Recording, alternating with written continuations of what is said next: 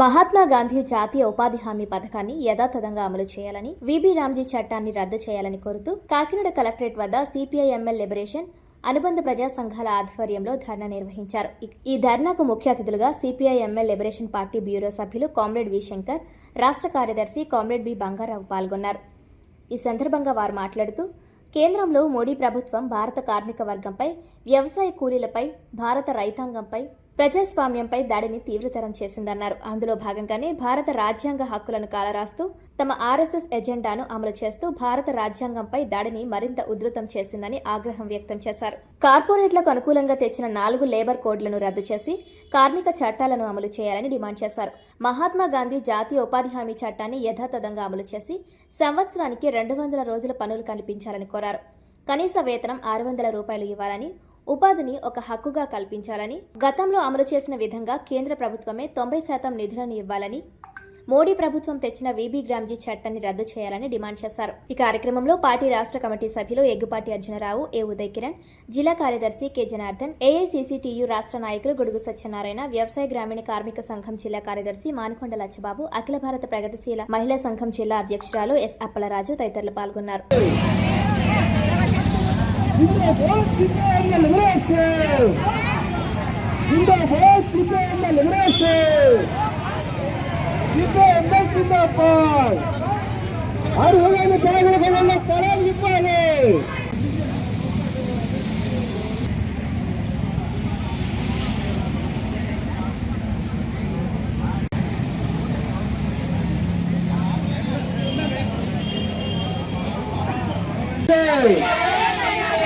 భారత వ్యవసాయ రంగానికి తీవ్ర నష్టంగా ఉన్నటువంటి అమెరికా వాణిజ్య ఒప్పందాన్ని రద్దు చేయాలి.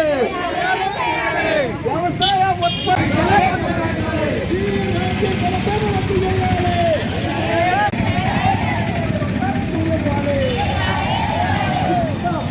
జాతీయ ఉపాధి పథకాన్ని కొనసాగించాలి.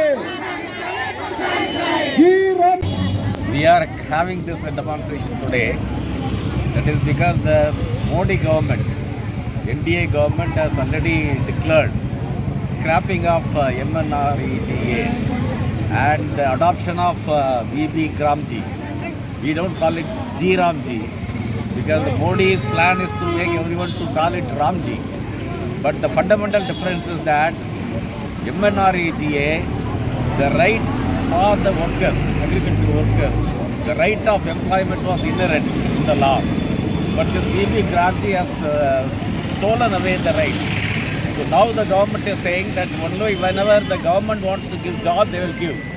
Whereas NREGA, it was the right of the workers to get the job.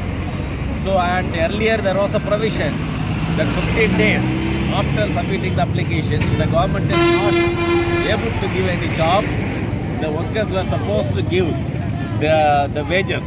That was the provision. So this is a complete attack on the fundamental right of the right to employment. So that the Modi government has stolen away. Unfortunately, the Chandrababu Naidu government is also following the footsteps of Modi government.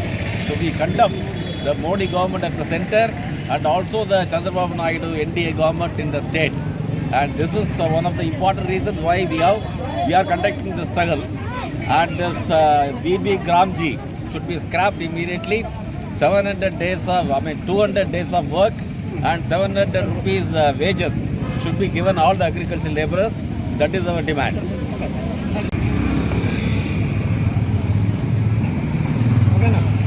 ఈరోజు CPI-ML liberation party అనుబంధ ప్రజా సంఘాల ఆధ్వర్యంలో జిల్లా కేంద్రమైన Kakinada collectorate వద్ద ధర్నా చేయడం జరుగుతూ ఉంది. ముఖ్యంగా జాతీయ ఉపాధి హామీ పథకాన్ని యథాతథంగా కొనసాగించాలి. విబి రామ్జీ పథకాన్ని రద్దు చేయాలి. కార్పొరేట్ అనుకూలమైనటువంటి 4 లేబర్ కోడ్లను రద్దు చేయాలి. అలాగే అమెరికా వాణిజ్య ఒప్పందాన్ని రద్దు చేయాలనే డిమాండ్ తోటి ఈరోజు మేము ధర్నా చేస్తూ ఉన్నాం.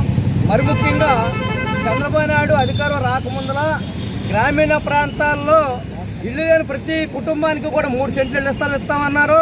అలాగే పట్టణాల్లో 2 సెంట్ల ఇళ్ల స్థలం ఇస్తామన్నారు.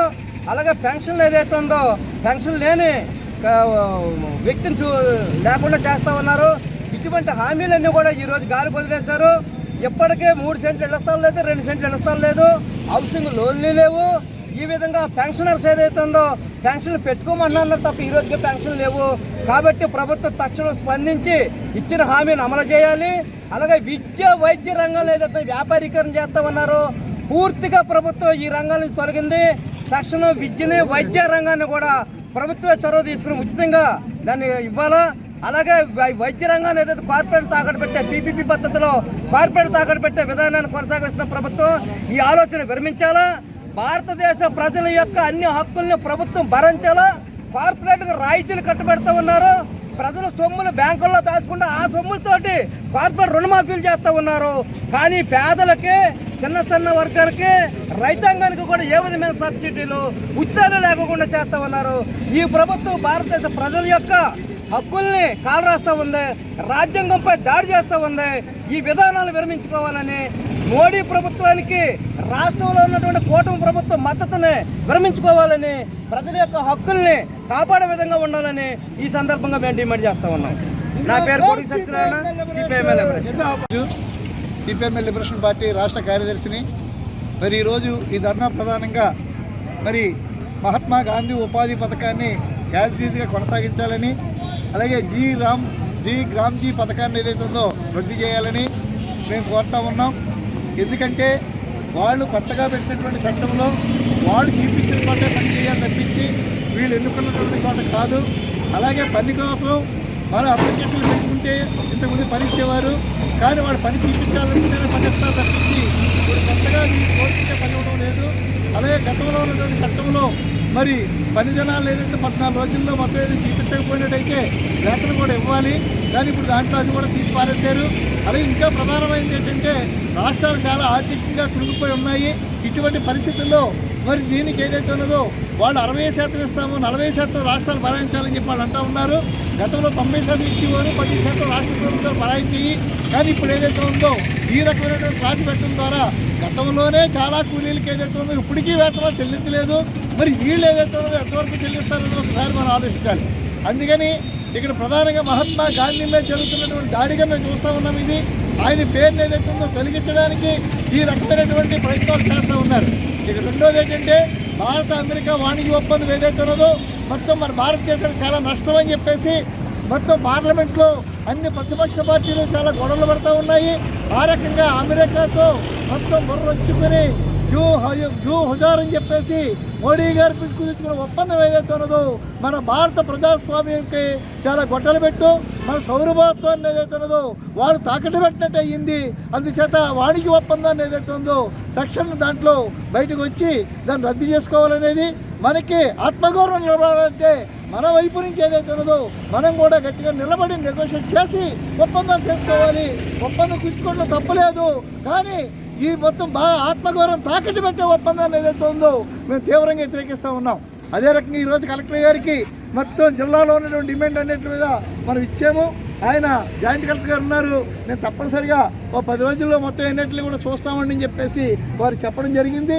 ఈ సందర్భంగా ఇక్కడి నుంచి దశల వారీగా సమస్యల పరిష్కారం అయ్యే వరకు మొత్తం మేము ఉద్యమాలు కొనసాగిస్తామని చెప్పేసి ఈ సందర్భంగా మేము చెప్తా ఉన్నాం.